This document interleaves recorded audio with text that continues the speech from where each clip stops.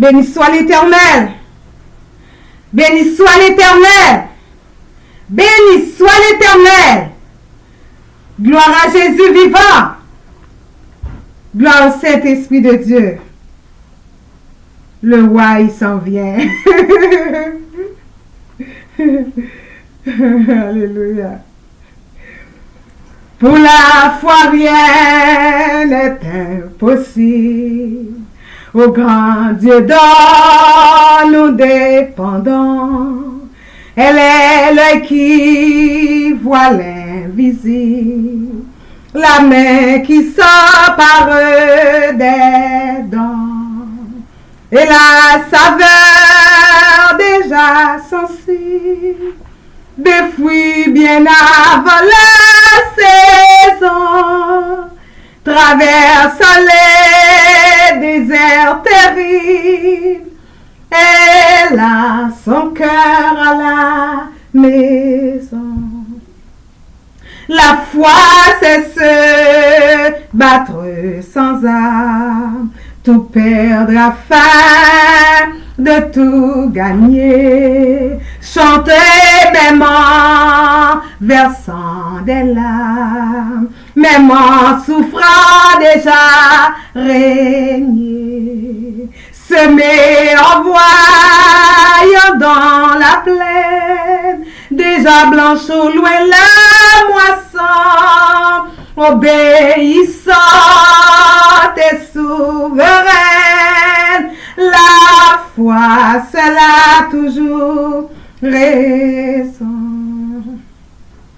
Depuis les premiers patriarches, sans cesse à flotter sans drapeau, voyez l'immense armée en marche, dont le chef est déjà là-haut. Elle vient du fond de l'histoire, de notre génération, va certainement atteignant la gloire, couronner sa vocation. Béni soit l'Éternel, béni soit l'Éternel. Je te loue, Père, de ce que tu m'as sauvé, de ce que tu m'as exaucé. Et la pierre qu'ont rejeté ceux qui bâtissaient est devenue la principale de l'angle. C'est de l'Éternel que cela est venu. C'est un prodige à nos yeux. C'est ici la journée que l'Éternel a faite. Qu'elle soit pour nous un sujet d'allégresse et de joie. Ô Éternel, accorde le salut, donne la prospérité. Béni soit celui qui vient. Au nom du Seigneur, prions. Éternel, notre Dieu, notre Père, nous te disons merci. Merci pour ce jour merveilleux. Merci Seigneur pour ce beau soleil et cette bonne température. Merci Seigneur pour tout ce que tu fais pour nous, pour tout ce que tu fais de nous, pour tout ce que tu fais avec nous. Merci Père. Merci Seigneur. Merci pour les guérisons divines que tu nous donnes. Nous te louons, nous t'exaltons, nous te glorifions. Merci Seigneur pour la nourriture à tous les jours. Merci pour notre famille. Merci Seigneur. Merci Seigneur. Lisons ensemble la parole de Dieu dans 2 Chroniques, chapitre 11, verset 18. Et à continuer. La famille de Roboam. Roboam se marie avec Mahala. Son père Yérimoth est le fils de David. Sa mère Abihaïl est fille d'Eliab et petite-fille de Jessé. Mahalat lui donne 3 fils. Et Roboam se marie avec Maaka, fille d'Abishalom. Elle lui donne 4 fils. Abia, Ataï, Ziza et Shélomith. Roboam aime Maaka, fille d'Abishalom, plus que toute autre de ses femmes. En effet, il a 18 femmes principales et 60 femmes de deuxième rang. Il est le père de 28 fils et de 60 filles. Roboam donne à Abia, fils de Maaka, la première place dans la famille. Il en fait le chef de ses frères parce qu'il veut le choisir comme roi. Roboam est assez intelligent pour envoyer tous ses autres fils un peu partout dans les villes bien protégées de Juda et de Benjamin. Il leur donne beaucoup de moyens pour vivre et leur fournit des femmes en grande quantité. Tel père, tel fils. C'est spécial ce matin. Nous t'adorons, Père. Je te rends gloire. Père, nous t'adorons, Seigneur. Nous t'adorons. Nous te louons, nous t'exaltons. Gloire à Jésus. Gloire à Dieu, notre Créateur. Gloire à Christ, notre Rédempteur. Gloire à l'Esprit consolateur. Louange, gloire au Dieu sauveur. Amen. Roi des rois, Seigneur des seigneurs, glorieux. Alléluia. Roi des rois, Seigneur des seigneurs, glorieux. Alléluia. Jésus, prince de paix, gloire. Alléluia. Jésus, prince de paix, gloire. Alléluia. Alléluia. Gloire à Jésus. Nous adorons le Seigneur et nous bénissons son nom. Bienvenue avec Queenette Adoration dans notre culte personnel et le dimanche qu'on fait et que nous aimons, que vous aussi vous aimez. Si vous regardez bien et le décor, c'est dans notre garage. Un garage, et c'est pas si beau que ça, mais c'est un endroit très important aussi parce que c'est là qu'on fixe les choses, c'est là qu'on arrange, c'est là qu'on met les pièces des autos. Et quand notre auto a une panne, il faut aller au garage et c'est là qu'on met tous les détails qu'on ne veut pas mettre dans la maison, on les met dans le garage. Et nous bénissons le Seigneur. Le Seigneur, il fait tout. Il fait tout. Il nous donne un garage.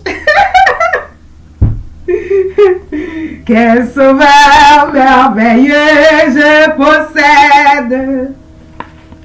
Il s'est sacrifié pour moi. Il me dit, vois combien je t'aime. Il fait tout pour me racheter, attaché à la croix pour moi, crucifié à la croix pour moi. Il a pris mon péché, il m'a délivré, attaché à la croix pour moi. Merci de m'aimer et comme vous m'aimez, je vous remercie de m'avoir aimé, mais je dois vous dire en passant que le Seigneur, il m'aime beaucoup. Il m'aime beaucoup. Il m'aime beaucoup. Et des fois, je regarde et des gens autour de moi, je dis, Seigneur, qu'est-ce que j'ai pour que tu m'aimes aussi et autant? Et le Seigneur, il me dit, c'est parce que toi, tu es différent. Tu es différent. C'est pour ça que je t'aime. Le Seigneur, il m'a aimé parce que je suis différente, parce que je suis. Parce que je suis. Parce que je suis. Gloire à Dieu. Ce matin, nous avons lu, et dans ce passage qu'on a lu dans 2 Chroniques, et ce qui nous retenait l'attention, c'est le tempérament du papa. Et le papa, il était un garçon, comme on dirait en Haïti, garçon galant. Il était un garçon terrible. Il avait, et la Bible nous dit qu'il avait 18 femmes principales et 60 femmes de deuxième rang. Hein? Il avait 18 femmes principales et 60 femmes de deuxième rang. Ah, c'est pas drôle. Et il y en avait, je crois, je me souviens pas, mais il y en avait un, je crois que c'est Salomon, qui en avait plus que 200, lui. Il y en avait plus que 200. Et des fois, on se demandait, qu'est-ce qu'il leur donne, qu'est-ce qu'il fait pour elles. Mais peut-être que les garçons qui ont beaucoup de femmes me répondraient et ils me donneraient la réponse. Mais vraiment, on se demande qu'est-ce qu'un homme peut faire avec 78 femmes. 78 femmes. Des fois, une femme et un mari, c'est déjà un peu difficile. Et 78 femmes, et en tout, c'est beaucoup. C'est beaucoup. Mais dans les temps anciens, même si les hommes, ils avaient 78 femmes, et bien, ils avaient une sorte de moralité que de nos jours, même un homme qui a une seule femme, des fois, il n'a pas. Parce que des fois, même, on voit de nos jours un homme avec une seule femme et il ne sait pas prendre soin d'une seule femme qu'il a. Tandis que lui, il avait 78 femmes, il en a pris soin de ces 78 femmes et écoutez combien d'enfants qu'il avait. On a dit qu'il avait à peu près, il avait beaucoup d'enfants, il avait 28 fils. 28 fils et 60 filles. Il avait 28 fils et 60 filles. Et écoutez, qu'est-ce qu'il a fait? Il a pris soin de tous ses enfants. Il a pris soin de tous ses enfants. Et bien aimé dans le Seigneur, qu'est-ce qui m'attire l'attention dans ce passage? C'est que même à travers un mal que quelqu'un y fait, des fois, on peut trouver un bien. On peut trouver un bien. Eh bien, il était quelqu'un, malgré son immoralité, mais il était quelqu'un de responsable. Il avait pris ses femmes et il a pris soin de toutes ces femmes-là. Il a eu des fils et des filles et il a pris soin de tous ses enfants. Il n'a pas laissé aucun de ses enfants traîner en vagabondage, en vagabond dans la rue, et il a su prendre soin d'eux autres. Et il leur a même donné, il leur a même donné des femmes en grande quantité. Quand il est arrivé le temps où il devrait leur marier, où il devrait leur... je ne sais pas s'ils se sont mariés, parce que je me demande, on ne peut pas se marier avec 78 femmes. Et même en Afrique ou bien dans les pays où l'on accepte la polygamie, et on ne peut pas se marier avec toutes ces femmes-là. Et certainement, le garçon, s'il a beaucoup de moyens, il peut prendre soin de ces femmes-là, les occuper. Mais il ne peut pas vraiment se marier. On peut se marier avec une femme si on n'est pas avec cette femme. Je ne sais pas les lois encore, mais pour la nouvelle alliance, pour Jésus-Christ, on se marie et une femme. Et même qu'est-ce qu'on appelle de nos jours le divorce, ces choses-là. Dieu a dit c'est parce qu'on est méchant, c'est pour ça qu'on est obligé de divorcer, c'est parce qu'on est immoral, on est méchant, on ne se comprend pas. Et c'est parce que nous, on n'a aucune moralité. Lui, il avait 78 femmes, il a su prendre soin des autres et a pris soin de leurs enfants. Et des fois, on trouve des garçons qui ont 2 enfants et qui les laissent traîner dans la rue. On trouve des garçons qui ont 3 enfants et qui les laissent entre les mains de leurs femmes sans rien donner et sans aide, sans secours, et ils les laissent vagabonder. Chers amis dans le Seigneur, je vais vous dire ça. Et je sens monter sur mon cœur de vous dire ça. Et vous, garçons ou femmes, quel que soit, moi, je fais pas de différence entre les genres. Mais garçons ou femmes, quand vous avez des enfants, que ce soit des enfants avec dans le mariage ou hors du mariage, il faut en prendre soin. C'est très important. Sinon, vous allez créer des bandits, des vagabonds pour la société. Et c'est pas bien de votre part, c'est irresponsable. Même si vous êtes en amour avec votre mari ou votre partenaire, ou même si vous n'êtes pas en amour, mais vos progénitures, il faut en prendre soin. Et je riais tantôt quand je voyais que ce papa-là qui avait 78 femmes, eh bien c'est ça qu'il savait, c'est ça qu'il connaissait comme habitude.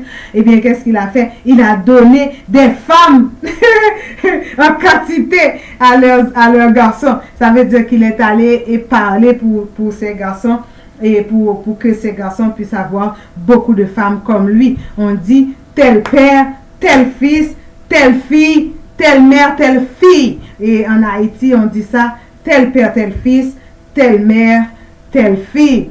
Et ce matin, nous bénissons le Seigneur de ce que vous pouvez nous écouter en ce sens. Et chers amis dans le Seigneur, et vous qui êtes chrétiens, vous ne pouvez pas laisser, même si vous n'êtes pas dans la maison, mais vous devez prendre soin, normalement, normalement de vos enfants. Et je lis dans ce passage, dans ce livre, et c'est le livre à Crunette Adoration qu'on a lu, et on voit, parfois nous sommes pris au dépourvu, le chemin qu'on planifiait devient tout à coup chaotique, ténébreux, périlleux, glissant, le bel avenir qu'on espérait et qu'on se donnait tant de peine à construire ne se présente pas comme on le croyait, un long détour vient t'enlever de ta zone de confort, comme le peuple Israël qui croyait à un bel avenir, comme aller adorer sur les montagnes, puis rentrer au Canaan où coule le lait et le miel. Cet espoir s'écoule, le peuple se voit atterrir dans un désert sans nourriture et sans eau. Je peux lire dans ce livre parce que c'est nous qui l'avons écrit et c'est un livre vraiment qui est vraiment efficace et pour tout un chacun. Et nous pouvons le lire des fois. On le lit et ça nous fait du bien à nous et ça va vous faire du bien aussi. Le Seigneur, il nous a dit en dépit de tout, quelle que soit votre situation familiale, quel que soit le genre de famille que vous avez, quelle que soit famille monoparentale, famille à deux et famille en grand, en élargi, eh bien le Seigneur vous dit de ne pas vous inquiéter de rien. Chers amis dans le Seigneur, moi qui vous conseille de ne pas vous inquiéter de rien, il m'arrive des fois de m'inquiéter, il m'arrive des fois de dire, oh Seigneur, qu'est-ce qu'on va faire, mais à travers ce que moi encore j'ai écrit, eh bien j'ai trouvé une consolation à travers la parole de Dieu, j'ai trouvé une consolation qui nous dit de ne pas nous inquiéter et des affaires de ce monde. Le Seigneur, il est allé tellement loin pour dire les oiseaux, ils n'ont pas semé, ils n'ont pas planté, mais le Seigneur les nourrit. Et il nous dit que c'est pas en s'inquiétant que les choses ils vont s'arranger. Et le Seigneur, ce matin, il y a quelqu'un qui prêchait, qui méditait et qui disait, comme la parole de Dieu nous dit, nos cheveux sont comptés. Le Seigneur, il compte tout. Et tous les cheveux de notre tête sont comptés, mais il avait dit que les personnes qui n'ont pas de cheveux, on ne sait pas trop. On ne sait pas trop. Mais pour ceux qui ont des cheveux sur leur tête, eh bien, le Seigneur, il les compte. Moi, je disais dans mon cœur, quand il disait les personnes qui n'ont pas de cheveux, les personnes chauves, eh bien, moi, je disais qu'ils ont des cheveux partout sur leur corps. C'est sûr que le Seigneur les compte aussi. Nous espérons que ça vous fait du bien et soyez bénis. C'est Queenette Adoration. N'hésitez pas à vous abonner avec nous. C'est une chaîne évangélique et qui propage la parole de Dieu, l'évangélisation sous toutes ses formes. Et quand vous nous écoutez, le Seigneur, il nous a permis de vous égayer, soit par des petites blagues ou bien des petites choses qui vous font rire. Et chers amis dans le Seigneur, j'estime qu'on a besoin des fois de sourire, de rire. Parce que le monde, il nous apporte, nous les chrétiens, le monde, il nous comble tellement de soucis, tellement de difficultés que des fois, on n'arrive même pas à rire. Mais le Seigneur, il nous a dit de rire, de sourire et de ne pas s'inquiéter. Et de ces choses-là, ce sont les païens qui s'en inquiètent. Soyez bénis et n'hésitez pas à s'abonner avec nous. N'hésitez pas à nous aimer encore davantage. N'hésitez pas à faire de cette chaîne une chaîne pour votre âme et votre esprit. Soyez bénis. Bonne journée. Amen.